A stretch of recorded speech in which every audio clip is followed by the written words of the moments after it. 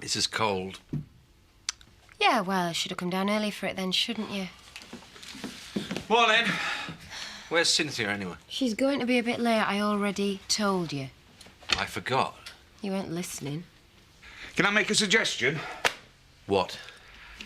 Why don't you get yourself off to the haulage office? What for? Well, there's bound to be a stack of paperwork building up. Oh, nothing urgent. Only trying to help. Well, if you want to help, keep your bright ideas to yourself. And make some more coffee.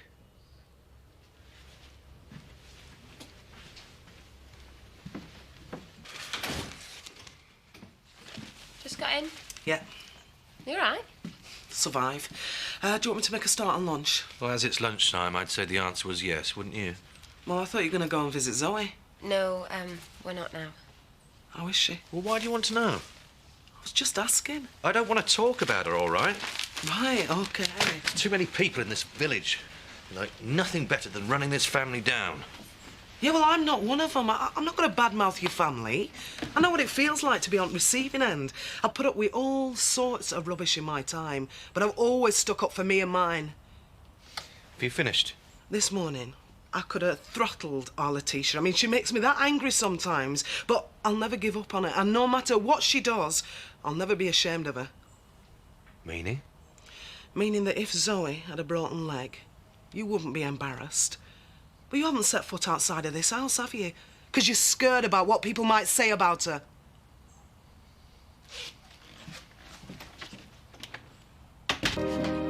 She had no right to speak to me like that. Yeah, well, I've had a word with her. She's got a lot on her plate at the moment. Oh, and I haven't. Look, she said she's sorry. It won't happen again. Better not. She's got a point, though, hasn't she? She knows nothing about Zoe. Yeah, but her ex had a similar experience. Can we just change the subject? You know, you're just like my Uncle Zach. What? When he had cancer, pretended it wasn't happening. He had to face up to it eventually, though. It's not the same thing at all. Yeah. Do you want a drink, sweetheart? Nothing. What about a chocolate biscuit? That's not like you. Something the matter? Joseph? Hey, look, I'll tell you what, why don't you go and watch a video? Happen you fancy a drink later on, eh? All right. What's going on? You were a bit weepy in the car.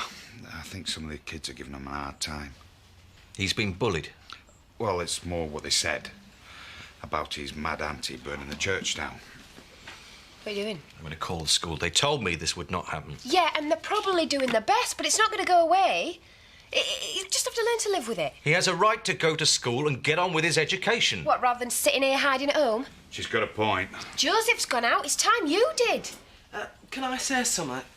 Ashley's holding a service tonight at Village Hall. Why don't you go?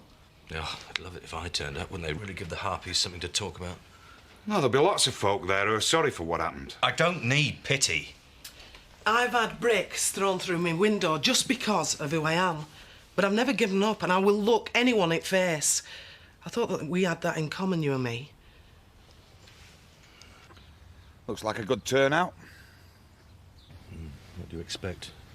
Good excuse to gossip at our expense. You have such a low opinion of people, Chris. With good reason. Eric? Chris, how's Zoe? It's too early to say. Ah. Well, when you see her, send her our best wishes, will you? Thank you. You'd think they'd have the decency to stay away after what Zoe did. They don't know the meaning of the word. Rotten to the core, a lot of them. There's something wrong. The woman was clearly deranged. You're not going to let them two bother you, are you? Nobody's forcing you, Chris. If you don't want to go in there, then we won't. Just give us a minute. Thank you for coming. I'll be thinking of you. Good luck. You know, if I can use my influence, I will. Yes, Gloria said. At times like this, people need leadership, don't they? Come on then, Eric. I want to find a good seat. Ashley, if there's anything I can do to help, you will ask, won't you? Thanks, Ray. Good evening. Ashley should have turned them away from the door.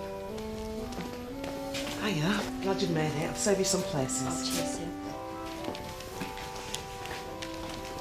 I'm surprised you dare show your face in here. Yeah, well, we've got as much right to bear as anybody else, you vindictive old crow. Take no notice of her. We don't need a rebuilding fund. If he had any principles, he should pay for what his loony sister did. Shut up, Viv. I'm only saying what everybody else thinks. Yeah, well, I could say a few things about you and yours. Where would you like me to start?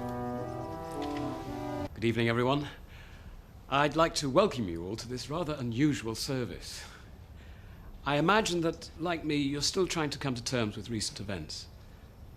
The church plays an important part in all our lives. It's where we name our children, get married, say goodbye to our loved ones.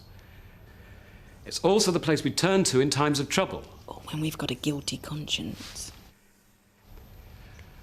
But the church is much more than just a building. It's a faith, a coming together, a recognition that we can't get through this life on our own. That's why we're here in the village hall, to find comfort and support. By reading Psalm 121. It's on page 513. Comfort and heal those who suffer in body, mind, or spirit. In particular, we think of our friend Zoe Tate. There will be those who seek to condemn, to judge, and to blame. But you, Lord, can see into her heart. You see there a troubled spirit, someone who suffers terribly, though she bears no wounds. Someone who needs our help, our understanding, and above all, our love. In her torment and pain, help us to find the strength, the compassion, and the humility to give her that love without question. Lord, in thy mercy, hear our prayer.